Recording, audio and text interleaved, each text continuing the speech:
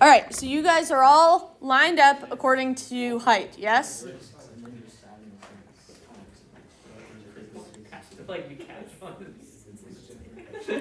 It's definitely Jeffrey, looking at it with a ruler, yeah. Okay. If I had to ask you guys, who is taller than 60% of the class? Give or take.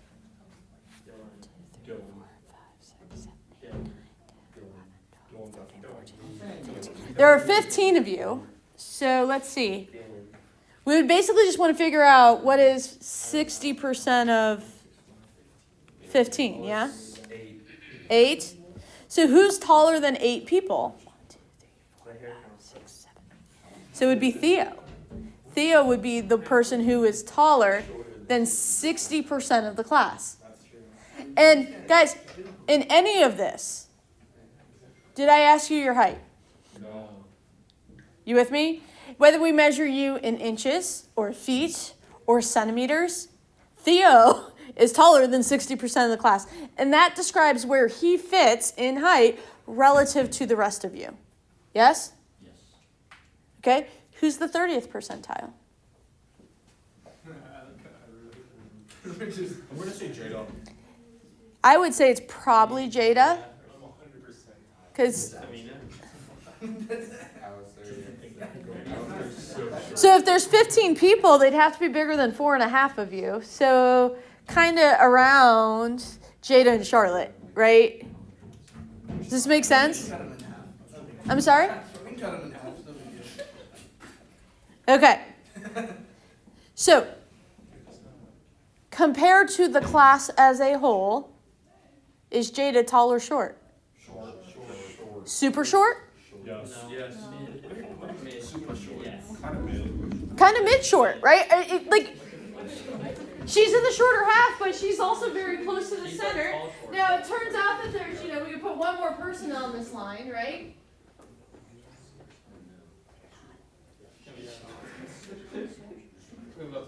Okay, Kaylee is taller than nobody else in the class, including me, which is like a rare thing. Okay, is Kaylee super short?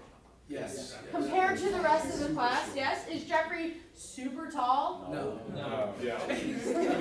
Relative to the rest of the class, he's like the super tallest. No. Yeah. 100%.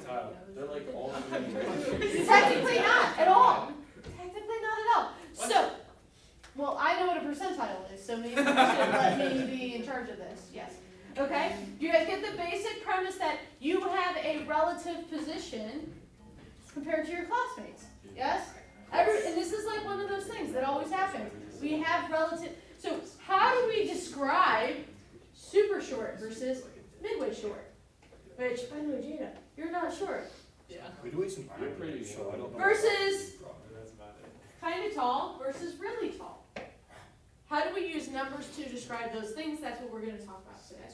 Cool? See. All right. Have a seat. You know something's really good right now? Have you ever had Chili's? Chili's has the best chicken bacon ranch. Actually, steak bacon ranch.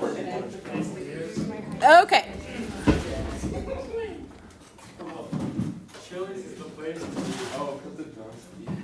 If I were to tell you that I am in fact taller than 11% of the women my age, it's actually slightly more than 11%. Thank you very much. No way. Walter's in his contrarian mood, I see. Okay. We call that being the 11th percentile. How do you know that? Because I know everything, Mia.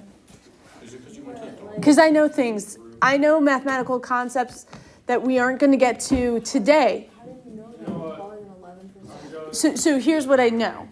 And we're going to get there in this unit, okay? I know what approximately the distribution of heights of 40-year-old women looks like.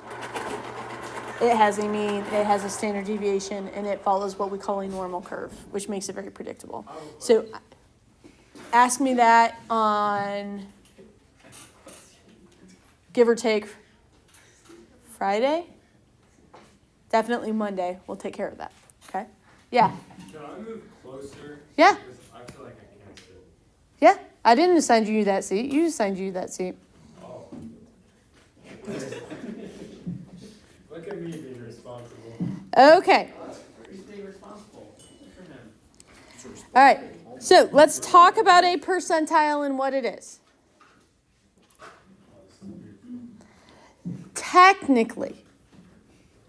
Technically only, a percentile is equal to the percent of observations that are strictly less than, though we're going to operate on the less than or equal to stage, okay? So there's actually not a ton of consensus in the statistical community about the difference between the 99th and the 100th percentile. And with what we use them for, they are terms of relativity, okay? Is everybody with me? Miss Meister's percentile in height is very small because she's short. Jeffrey's percentile in height is very big. Technically, it's the 99th percentile. There is no 100th percentile. The way we're going to calculate them this year, we're probably going to treat them the same. 99. Is everybody good? Now, knowing that, are there things you would not want to be in the 99th percentile? Yes. Obesity.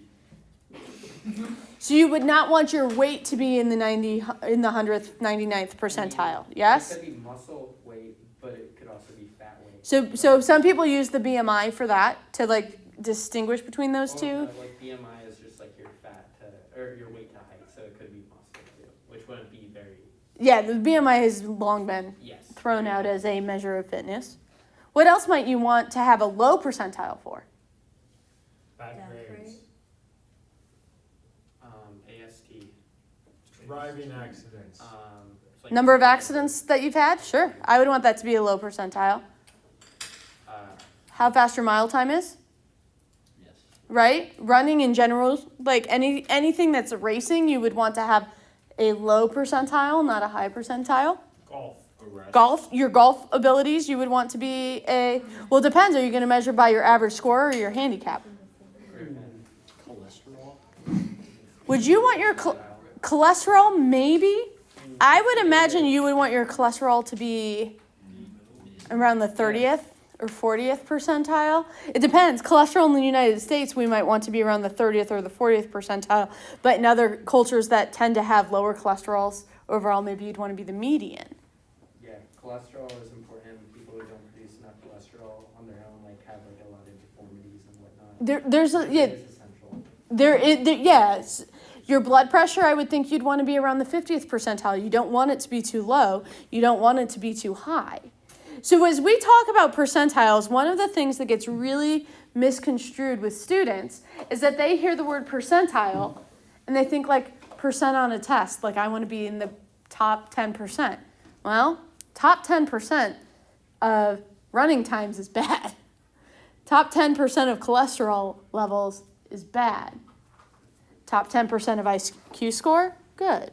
You guys see what I'm saying there? So as we start thinking through this, do not associate percentiles with like a percent of understanding or something. Everybody good? Doesn't mean anything bad about Miss Meister that she's the 11th percentile in height. No, it just means that you're not that tall.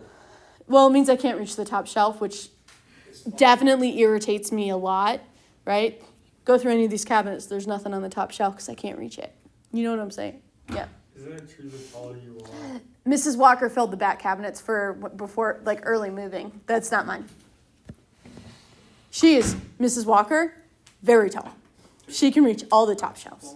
Isn't like the taller you are, like the lower percentage you have of like living longer? There is It's like I swear there is a correlation with height and longevity, though it's not a strong correlation. But yes, there is a correlation between one's height and their longevity.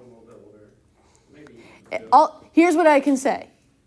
All my immediate family, other than my twin, 5'8" or taller. And then Katie and I are like, they used to call our bedroom the Shire because we're little. But my Grammy and all of her sisters were really little. They all lived to be well into their 90s. But everybody else, early 80s. So all I'm saying. It is true. If you live in the Shire, you have a nice long life. Was it because you're twins?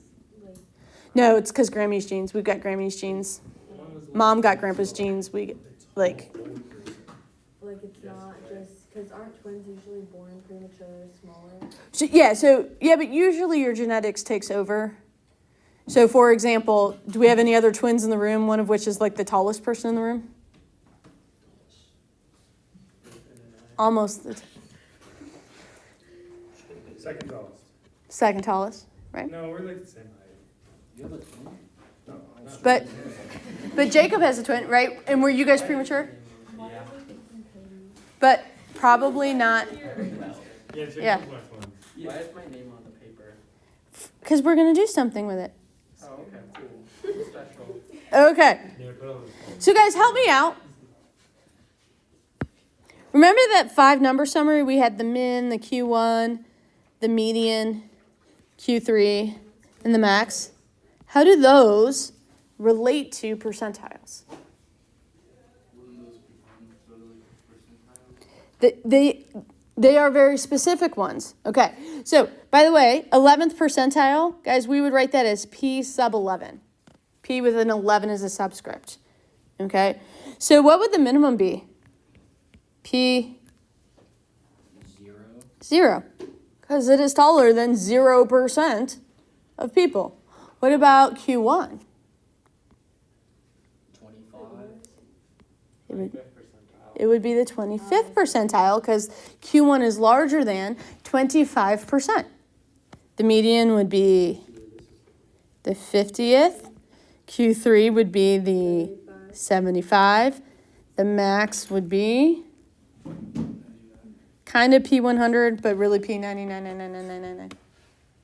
Oh, well, I guess there's like one person who is the tallest person in the world. But I guess they are a person, so they can't say that they're 100%. Oh. That's really what it boils down to, is why there's no 99. But like in the grand scheme of how we use percentiles, your data sets are so ginormous. Like you don't do it for a small number of values. I'm going to teach you on a small number of values because asking you guys to do this on a set that's like 100 or 200 or 500 people would start to feel a little bit like you guys would throw stuff at me, and I'm not really interested in that. My sister's boyfriend's dad is 6'8", and he hates his dad. Yeah. Okay. All right. I could symbolize it, but how is somebody gonna say, oh? All right, y'all. Before we can do much with percentiles, we need to put these in increasing order. So help me out. 3. I figured you would get that one. 4.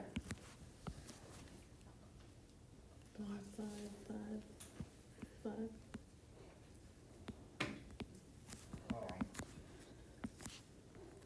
And then how many 6s? 4.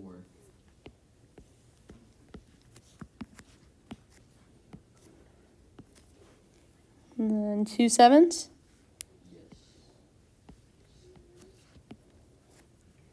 An 8, a 9, a 10, and 2 11s. 3 11s. Quick show that literally scared me about Ohio. Jeffrey. Sorry. Are you okay now?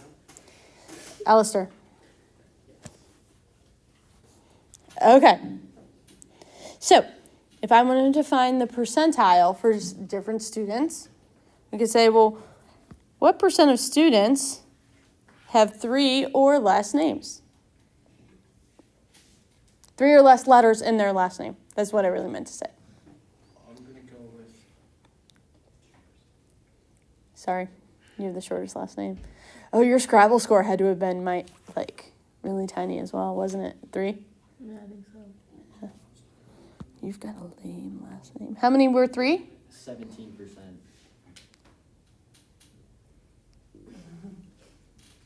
1 out of how many? 18? 1 out of 18? Yeah. So what is that as a percent? It's not 17. I don't know. I don't know how to do this problem this much.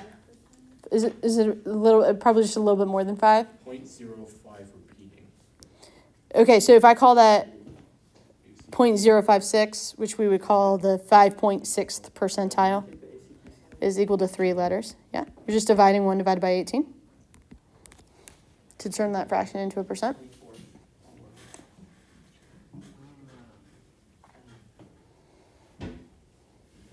Whereas,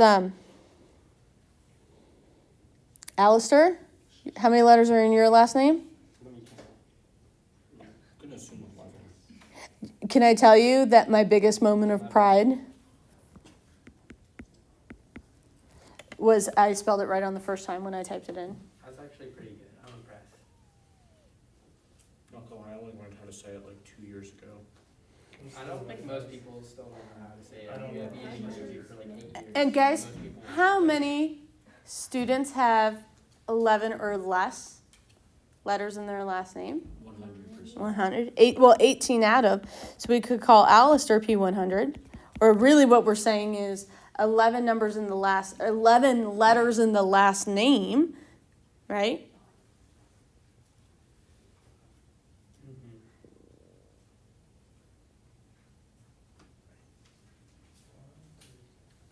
Cool. Yeah. Very cool. All right. What if I asked you guys, what is the 72nd percentile? What would that need to be? 8. I'm gonna go with 13. Oof. 6. And this is a hard question, right? I did the math and it says 0.72. So are you with me that we need to, first thing we need to do is say, well, how many people out of the 18 would equal 72%? 13. And we'd get 13. Here's what that means. The 72nd percentile has to be larger than 13 of the values. Does this make sense? So as I'm looking at this, I'm going to do 1, 2, 3, 4, 5, 6, 7, 8, 9, 10, 11, 12, 13. This is the one that is greater than or equal to 72% of the values. Because it is my 13th value. Does that make sense? So we can say the 72, the 72nd percentile has 8 letters in the last name.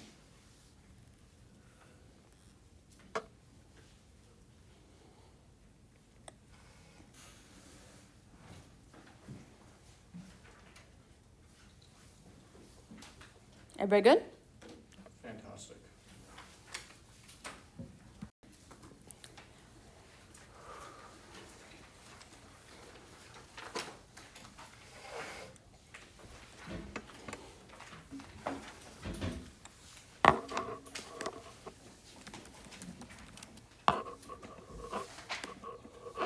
All right.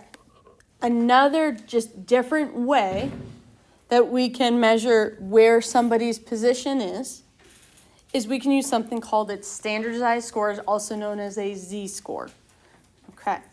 Z-scores don't tell you where you are relative to all the individual people, but rather where you are relative to the middle.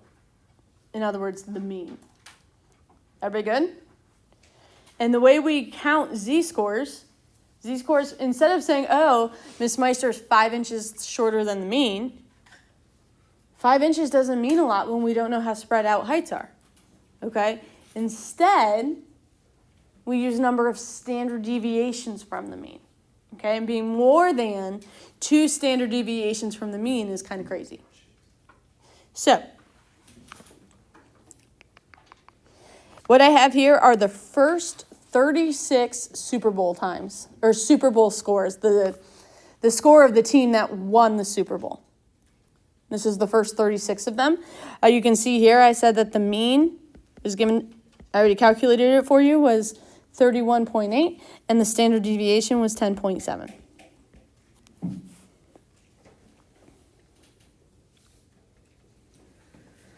All right, so In the first Super Bowl, the Packers beat the Chiefs with a score of 35-10. So the winning score was 35. If I asked you guys, what is the percentile of 35 points? Well, 35 points would be Probably just above 55-ish. is right here, yes?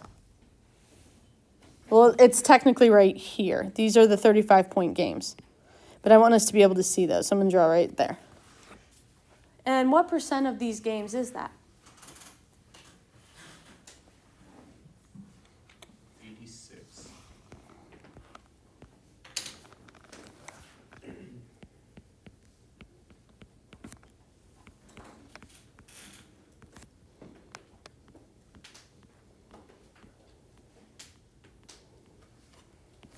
It's 26 out of 36. I think I just counted that, but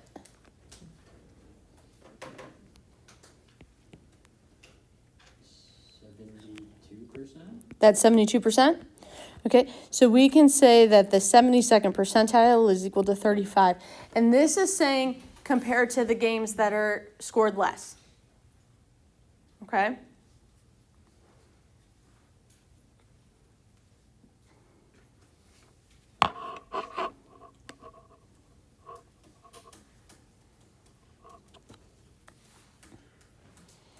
All right. The z-score, what we're going to calculate the z-score, what we're going to do is we're going to figure out how many standard deviations from the mean is this particular value, okay?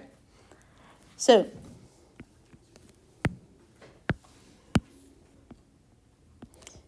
that 35, what did we say the mean was? 31.8.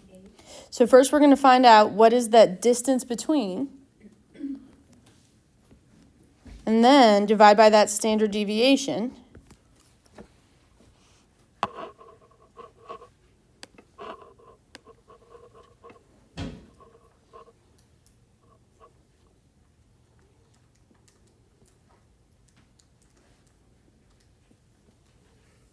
What are we getting? 0.299. All right.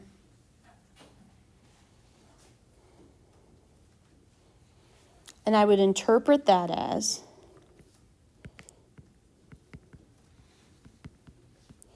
a winning score of 35 points is 0.299 standard deviations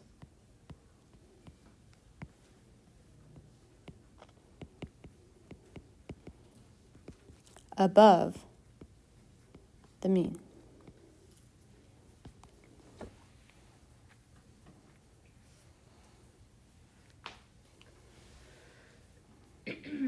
Is that a lot?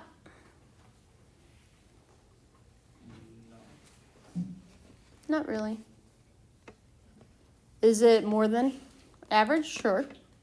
And in fact, for anything bigger than the mean, above average, the z-score is going to be positive. And if it's below the mean, lower than average, it'll be negative. So a negative z-score, totally appropriate.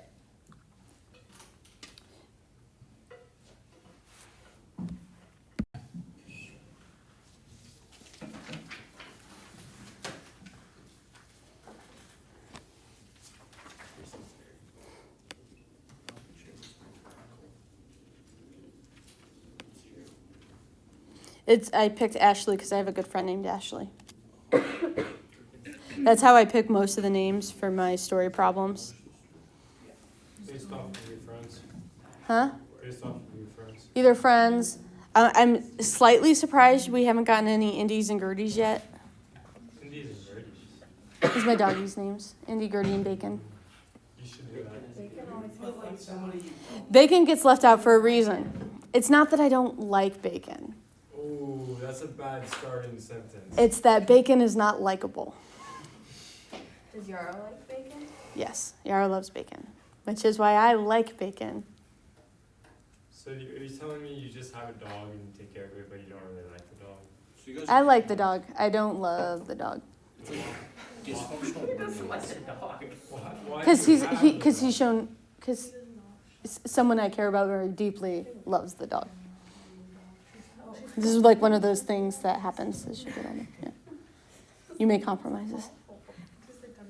He's a ball of anxiety that comes out as aggression, and he can be very challenging. That's why. Bacon? It's a good name for a dog that has because bacon can be double-sided. It is like. Okay, so anyway, let's talk about Ashley and her sprained ankle. Did Ashley actually have a sprained ankle? She has at one point. I'm pretty sure I came up with this premise like 5 years ago when I was still playing Ultimate, and Ashley is somebody who plays Ultimate, so I'm sure she had a sprained ankle at one point. That's not good. Yeah. So, what's her Z-score, y'all? Oh, Is in this case, guys, the time it takes to recover from something, would you want a high Z-score or a low Z-score? Low. Lows. Just like percentile, you would want it to be low in this particular case, yes? Okay, so we would do...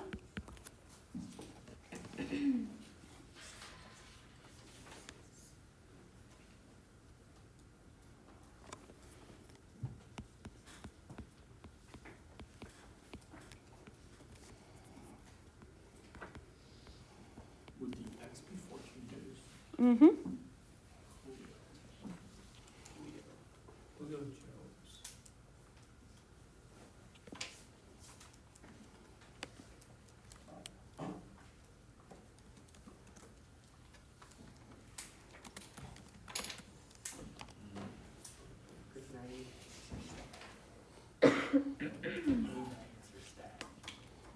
I would love some help on what you're getting for this. I got 1.17335 I got 0.17. Oh yeah, 0.17. Yeah, I was going to say, it shouldn't be that big. So, did Ashley take a really long time? No. No, barely above average. In fact, I would call that the average range, probably. I feel like 2 weeks for a sprained ankle is pretty good. That's like really fast, I think. Especially if she probably like jumped and landed on it wrong. Yeah, she's doing good. Now, guys, I'm telling you right now, over and over and over again, this is the wrong answer. If I ask you to interpret, which I will, there's no question, this is not how you do that. What am I missing? Unit. What is the unit? Oh, days? Standard deviation. Standard deviations. The reason we don't want to use days is depending on the distribution, days doesn't feel like a lot or a little. If we measure things in standard deviations, it makes a whole lot more sense. Wait, you said 0.17 is the wrong answer? No, I'm saying the interpretation was wrong without the phrase standard deviations. And the reason I'm pointing this out is it's possible I've graded this 9 billion times. And kids always lose track of that. What is the average number of kids that you failed on that question? Ty. I'm not going to bend those standards on something that you can get checked and you can correct. No, like percentile range. I don't know. Off the top of my lungs, or off the top of my head. All right, so guys, go ahead and look at this one real quick.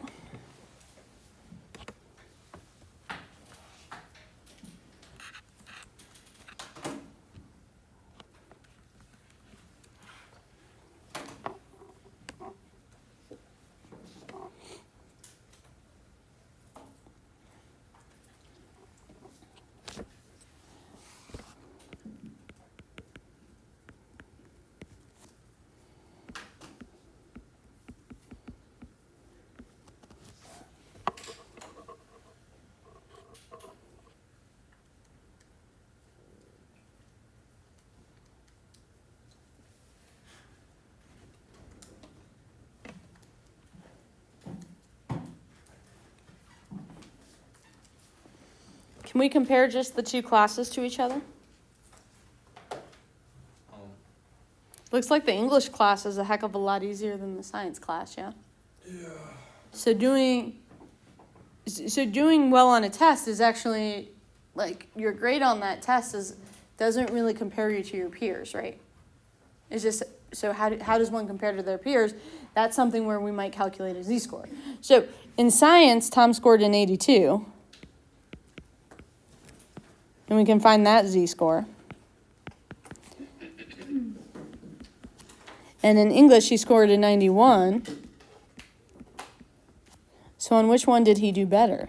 Well, if you look at it like just as it is, it's like, oh, a 91 is better than an 82. Well, it depends on the scale at which that class was graded, right? And how did he do relative to his peers? What's his z-score in science? 1.6. What's his z-score in English? 1.3. So which one did he do better on? Science. Yeah, he did a lot better on science. It doesn't look that way if you only look at the grade, right? But relative to his peers, he did really well. Because his z-score for science is way higher. That's saying he scored 1.6 standard deviations above the mean in science, and only 1.33 standard deviations above the mean in English. Is it crazy to have a negative z-score? No. In fact, you're going to have one whenever you're lower than the mean. Okay, so crazy z-scores are typically either if z is bigger than 2 or z is less than negative 2. Okay, if either of those things are true, that's usually a pretty extreme value. So Jeffrey, being the super tall one, his z-score in height was probably like 2.5 or something like that. Kaylee, sorry, your z-score is probably like negative 2.7 or something. Is this okay? Everybody good? That's what I got for today.